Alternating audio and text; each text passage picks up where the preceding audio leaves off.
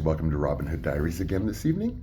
Thanks for joining me. I'm glad you could be here. Tonight we're going to talk about Toughlove, movie of the week that I did in about, I think, 1985, starring Lee Remick, Bruce Dern, Dee Pfeiffer, and Jason Patric, of course, from Speed 2 and a lot of other films, and some other names in it that I'll mention in a second. So, why they picked me for this movie, I have no idea, okay? I mean, I played the villain. You know, maybe this kind of set the course or set the stage for the rest of my career. I don't know. But again, first day, and I am the villain. Tim the villain. You know, the drug dealer, all kinds of other stuff. I'll tell you in a minute. So, I get to the set on the first day, and Jason Patric and I get friendly because we're supposed to be in the movie besties. And so we're talking, Jason and I, and Jason has not picked out his stage name yet. So his father is Jason Miller, who was in The Exorcist. He's Jason Miller the second, but he wanted to know from me if he should go by Jason Miller, Patrick Miller, or Jason Patric.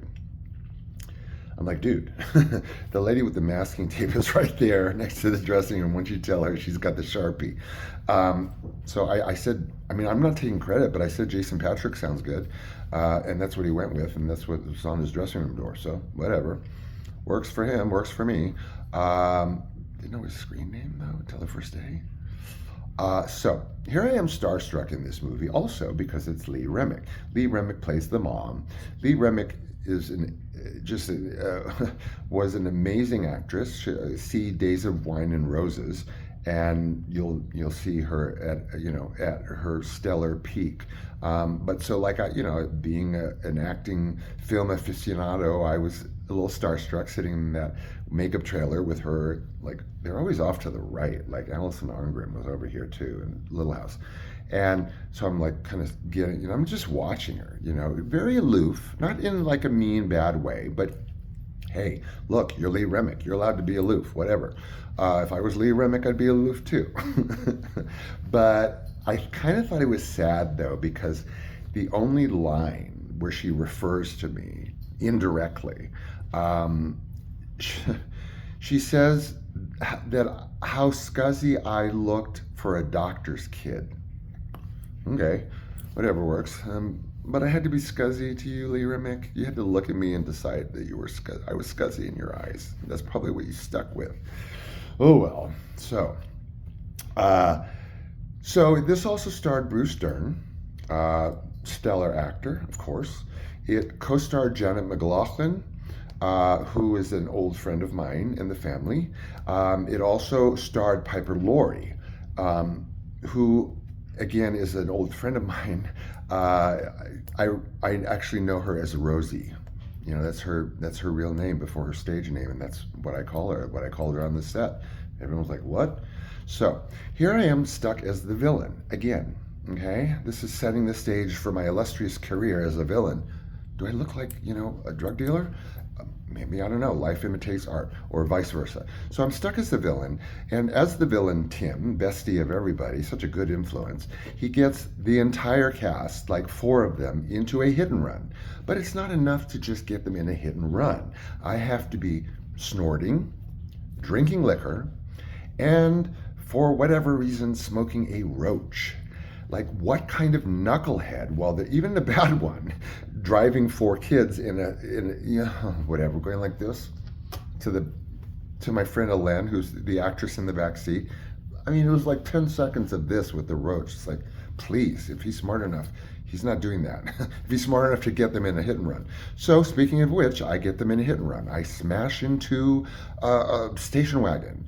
Smashed, the hubcaps are flying and he's in the road, and of course, what do? Mr. Tim, take off. But it's not enough that I take off. I have to have injured Jason Patric's brother in the back seat. It wasn't enough, right? So during the midst of all of this, Dee Pfeiffer sitting on Jason Patric's seat, and Elaine is the back seat with the brother, and he goes flying forward into my seat.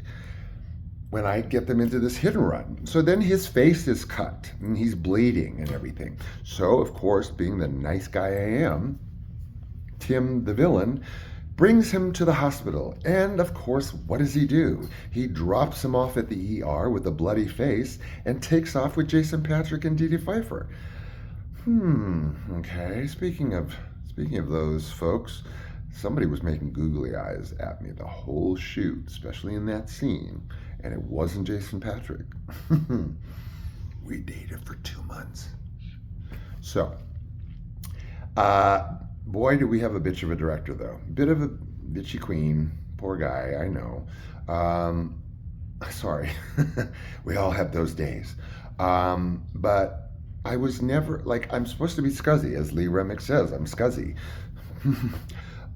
So I guess that translated to the director being obsessed with how dirty and scuzzy I was, because especially, no, the scene with Lee Remick, not the car accident. I am going out from the wardrobe trailer, and it's not enough. He's hollering at the makeup lady. He's hollering at the wardrobe lady. I want him dirty. I want him to look scuzzier.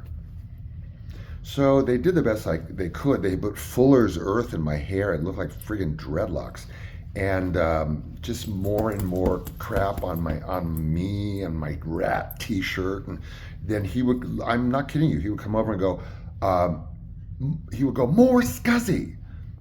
Okay. So I guess I, met his scuzzy quota or whatever. It was a mutually agreed upon level of scuzziness, and I made it out onto the set. So then that first day when I'm shooting with Jason Patric on, I think it was the first day, we hop into my Toyota B210, or was it Datsun? I don't know. And I have, of course, a bag of drugs, and I'm rolling up drugs and whatever. Okay, so we're shooting, and I have this way of approaching the character that's sort of, in contrast to all the bad stuff he's doing, he's kind of this strangely happy-go-lucky guy. And so he smiles in an odd way a lot. So I'm doing that in the seat, passenger seat. This is Jason Patric's car. And he cuts, and he goes, "Why are you smiling so much?" Or all the time, or so much, or whatever. And I'd had it. That was enough at that point. That was enough. And I whipped around and I said, "Have you ever been high?" And just left it at that, staring. Well, of course, he shut that shut him up pretty quick. And I was allowed to go roll more joints and be a villain. I don't know, you guys, but it was quite a shoot. Ended up in a lot of places. It was very unusual, very surprising, and rewarding. It was a good part. It was great to work with those folks. And again, seeing my friend Janet and seeing Rosie, that was cool too. Other than that, it was, that's about as remarkable as it was. It's, a title on my resume, another villain. I don't know, you guys. I don't know. Why do I get picked for this stuff? Did I? Anyway, I had a couple of nice ones, like villains, but whatever. Okay, so that's Toughlove. Look it up. Google it. They'll be happy that you did. I'll see you tomorrow with another story, one more movie, one more feature film, and then we're going to dive real quick into some TV, and then I promise to leave my parts and characters alone for now. Okay, take care again. Thanks for being here with me. I adore you for sharing my time and putting up with my stories and all of that. It makes my day. It's the highlight of my day, and I ain't kidding. Okay, I love you. Bye.